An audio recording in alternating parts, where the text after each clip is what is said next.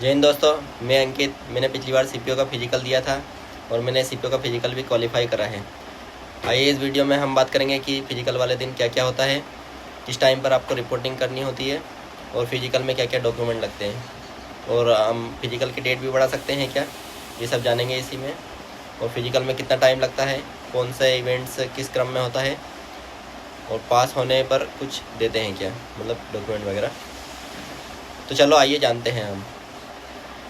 सबसे पहले आपको 6 बजे आपके एडमिट कार्ड पर दी गई लोकेशन पर आपको उपस्थित होना होता है।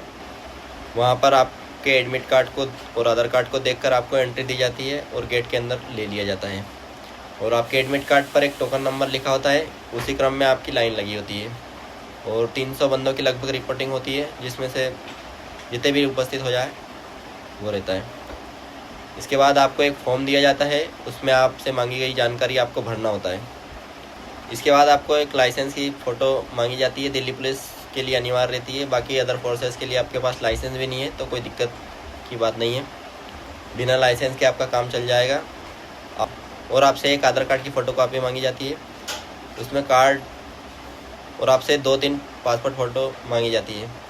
सब हो जाने के बाद आपके 20 बंदों का ग्रुप बनाया जाता है और टोकन नंबर के हिसाब से ही उनको एक चेस्ट नंबर दिया जाता है, उन्हें पहनना होता है।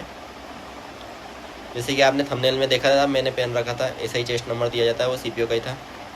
चेस्ट नंबर पहनाने के बाद आपको ग्राउंड पर ले जाया जाता है। कहीं पर रनिंग ग्राउंड पर होती है तो कहीं रोड पर ही करवाई जाती है। मैंने जहाँ पर दिया था वहाँ पर ग्राउंड था, एसएसबी चंदूखेड़ी भोपाल में दिया था मैंने पिछली बार। वहाँ पर पीटी उस्ताद आपको सारे इंस्ट्रक्शन देंगे कि कब बिसिल बजेगी, बिसिल बजते ही आपको दौड़ना है और कितने राउंड लगाने हैं, कैसे क्या करना है, वो सारे इंस्ट्रक्शन वहाँ के पीटी उस्ताद ही देते हैं। आपको बता देंगे कि 6.5 मिनट में आपको 4 चक्कर लगाने हैं, अगर 400 मीटर का ग्राउंड है तो, या फिर रोड पे रनिंग हो रही तो वो इधर से दौड़ा के ले जाएंगे। वहाँ पे एक टोकन देंगे आपको, फिर उधर से इधर आना है और इधर टोकन बताना है। तो आप फिर वो टाइम देखेंगे, उस टाइम के हिसाब से अगर आप सही टाइम पे आए तो आपको पास कर दिया जाएगा। इसमें टाइम रहता है 1600 मीटर का 6.5 मिनट मेल कैंडिडेट के लिए। रनिंग में आपको जब आपकी रनिंग स्टार्ट हो जाती है तो आपको रनिंग में शुरू में टाइम नहीं बताया जाता है और 6 मिनट के बाद आपको टाइम बताते हैं हर एक सेकंड का कि 6-1 6-2 ऐसे करके। रनिंग ख़त्म होने के बाद जो पास हुए कैंडिडेट होते हैं उन्हें फिजिकल ग्राउंड पर अलग बिठा दिया जाता है और जो फेल हो जाते हैं उनको अलग कर दिया जाता है। और उन फेल हुए कैंडिडेट को एक फॉर्म भरवाया जाता है और उस पर साइन करवा दी जाती है। उसके बाद उन्हें बाहर निकाल दिया जाता है, उनका आगे की प्रोसेस कुछ भी नहीं होती है। और जो कैंडिडेट पास हो जाते हैं उन्हें रनिंग के बाद 5 से 10 मिनट का रेस्ट देते हैं।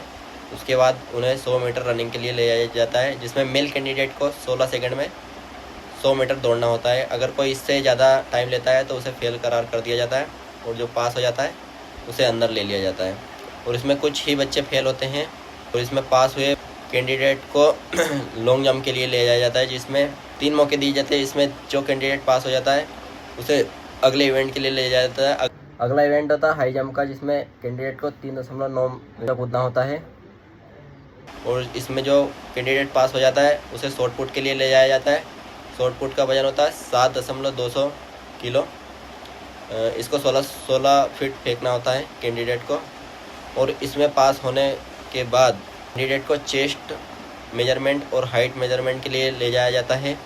इन सभी में पास हुए कैंडिडेट को एक फॉर्म दिया जाता है जिस पर लिखा था पीईटी पास, और वहाँ के कमांडेंट के साइन पर होते हैं।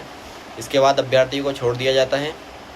इन फिजिकल की प्रोसेस में सारे कैंडिडेट्स को 11 से 12 बजे तक टोटली फ्री कर दिया जाता है। अगर ये जानकारी आपको हेल्पफुल लगी हो तो सब्सक्राइब करें हमारा चैनल और आगे की जानकारी के लिए जुड़े रहें हमसे। धन्यवाद।